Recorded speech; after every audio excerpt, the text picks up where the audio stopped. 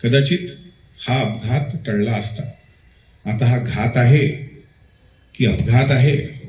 विमान जे आलं, जे होतं, त्या कंपनीवर 1 वर्षापासून बंदी होती.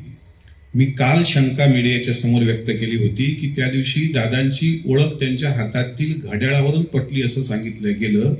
मात्र आज तोही मुद्दा खोडला गेलेला आहे की घड्याळावरून ओळख पटली नाही, तर त्यांच्या अंगात असलेल्या पांढऱ्या कपड्यावरून ती ओळख पटली असं पण सांगितलं गेलं.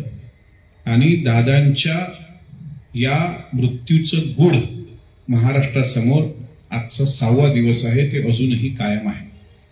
मला शंका होती म्हणून तो मुद्दा मी महाराष्ट्राच्या समोर पटलावर ठेवला. तात्काळ CBI चौकशी झाली पाहिजे, उच्चस्तरीय चौकशी झाली पाहिजे. माजी न्यायमूर्ती एखादा चांगला त्यांच्या अध्यक्षतेखाली एक उच्चस्तरीय चौकशी गठीत झाली पाहिजे. त्याकरता केंद्रीय विमान मंत्र्यांची, केंद्रीय गृहमंत्री अमित शहाजींची अपॉइंटमेंट घेण्याचं मी ठरवलेलं आहे. तत्पूर्वी 1 दिवसाचं विशेष अधिवेशन राज्याच्या मुख्यमंत्र्यांनी बोलवावं असं सुद्धा पत्राद्वारे मी 2-3 दिवसात मुंबईला गेलो तर त्यांना भेटून विनंती करणार आहे.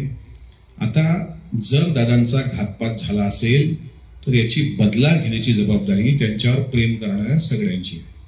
बदला घेणं म्हणजे आपल्याला काही ढाल तलवारी काढून संताजी धनाजी जसे पेटून उठले होते औरंगजेबाच्या तंबूचे कळस कापायला, तसं करायचं नाहीये. आपल्याला आपल्या सोशल मीडिया प्लॅटफॉर्मवर हे विचारायचं आहे की जे दादा गाडीत बसण्यापूर्वी सीट बेल्ट लावल्याशिवाय बसत नव्हते, त्या दादांचा अशा पद्धतीनं दुर्दैवी मृत्यू होणं, विमानामध्ये 6 असल्याचं UGCA सांगते, 5 डेड बॉड्या भेटणं, हे जे शंकेचं काहूर केवळ अमोल मिटकरीच्या मनात नाही आहे,